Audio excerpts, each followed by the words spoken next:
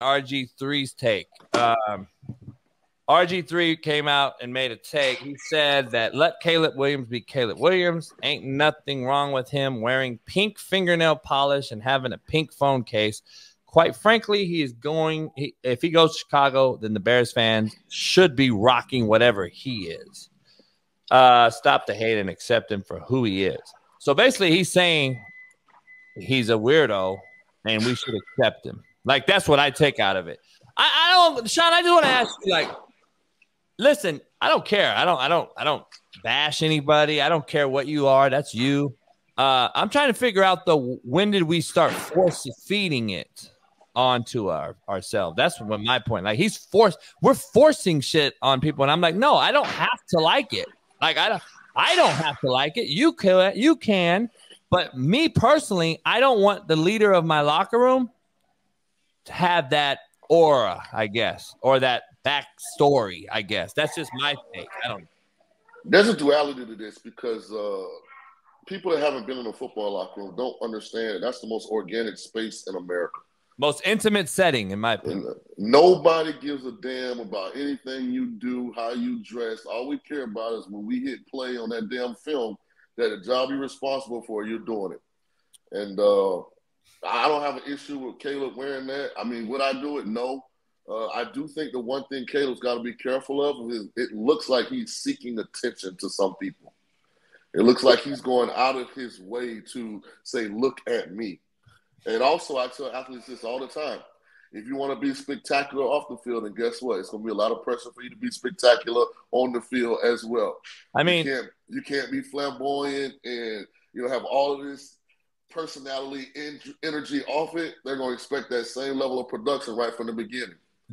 I got two things to say. First of all, number one, I stop comparing Dennis Rodman in these conversations. Stop it. It's not a good point, Jacob Bailey and Greg. Jacob, it's not a good point. Dennis Rodman is a sure ballot Hall of Fame defender, probably the best ever, and he could do whatever he wanted because on the court the next day, he locked your best player down. It didn't matter what he wore.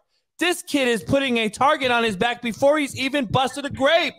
And this is the thing. This is why I go so hard at Prime and Dion.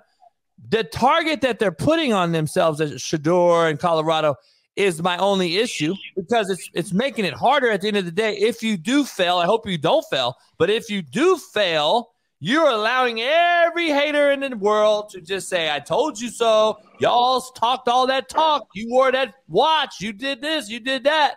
Like, nah, this cat hasn't done nothing yet. Why would you put that?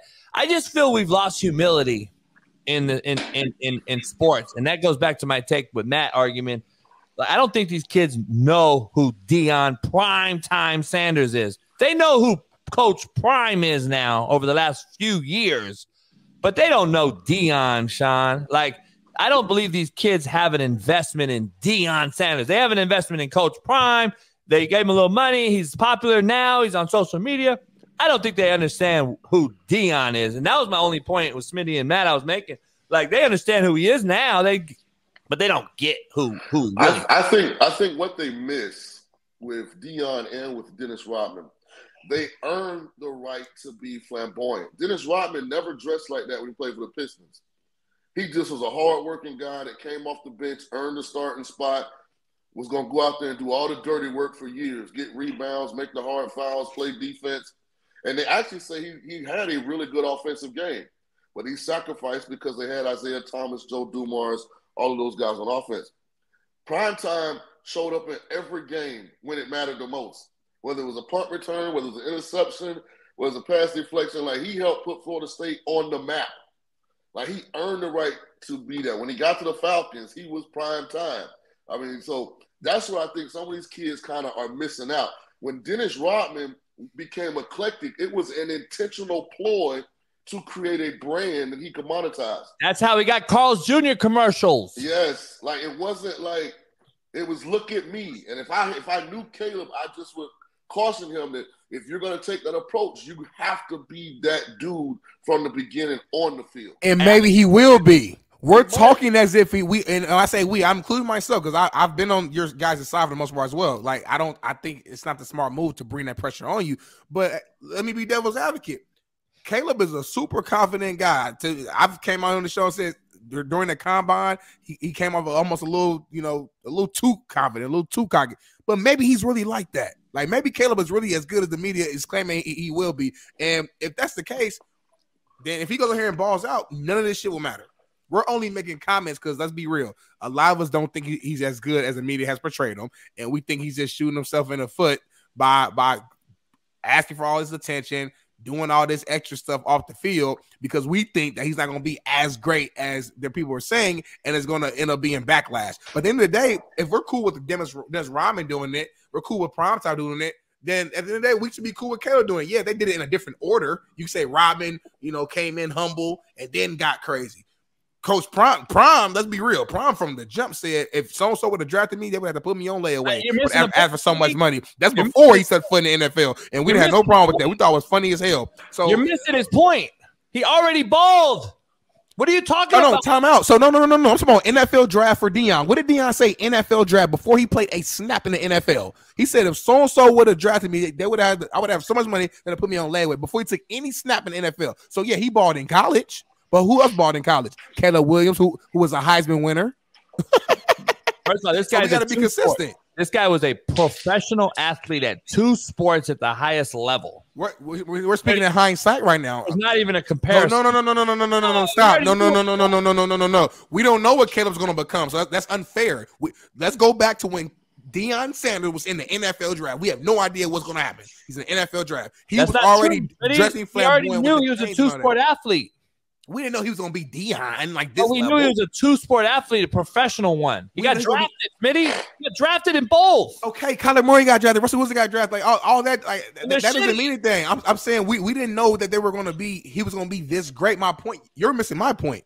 We're saying Caleb Williams shouldn't do this right now because he hasn't quote unquote earned it. He hasn't played a snap yet. I'm saying when Dion did it before he played a snap, we didn't have any issue because we like Dion. Let's just call it what it is.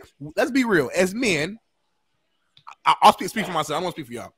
I don't like necessarily the painted nails and all that shit. That's not for me. That's not our era. That's not our era. That is what it is. People don't want to say that because cancel culture. Everyone's nervous. All that. Let's just be real. We don't like that. If Caleb Williams was like dressing like Dion would with the shades on and chains, we probably wouldn't have no issue. Not really. Maybe a little bit, but not that major. It's the fact of what he's actually doing is why we're upset about it. And we don't feel uncomfortable. Let's be honest. I got to ask Shaun this because I think I think corners, wide receivers, those 2 position groups. First of all, I think Shaun's going to tell you that they're the biggest headaches on a roster. A. Number B, they're the most flamboyant prima donna group on the field. And we want the corner to be Dion in the league coming in the draft. We want that motherfucker. We want Sauce Gardner. We want that dude to be that guy, or he's not going to be very good in the league.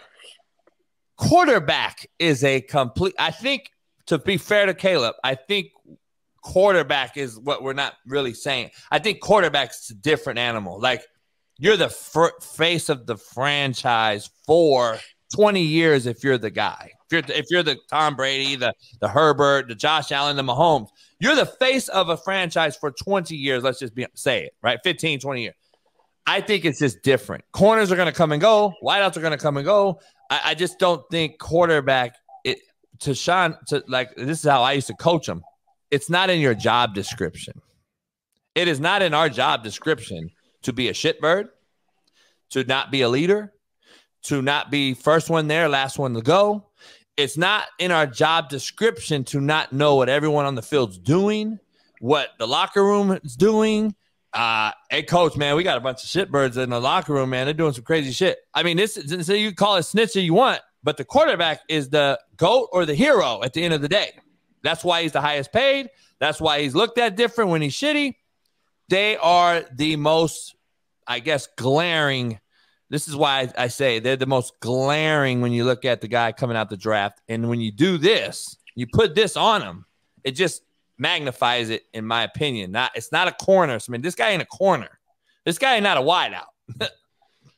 I'll be honest with you. I wouldn't do it. I think this Generation Z group is a little different. They grew up in a different America than a lot of us. All I would caution Caleb is this. Hey, when it's going good, smile. When it's going bad, you have to smile the same way. That's all I would caution him, because I'm afraid for him that when this thing doesn't go as planned, that how does he handle it? That's what I'm worried about him. Because he's never really been under real pressure. Like, to be honest, they didn't win anything at USC. Right. I know he won the Heisman. Shit, my alma mater, Tulane, beat him in the Cotton Bowl the year he won the Heisman. Then last year they underwhelmed, they underachieved. This was the only issue I had with what Dion was talking about as far as who's getting drafted and not going. Dion, y'all 4-8.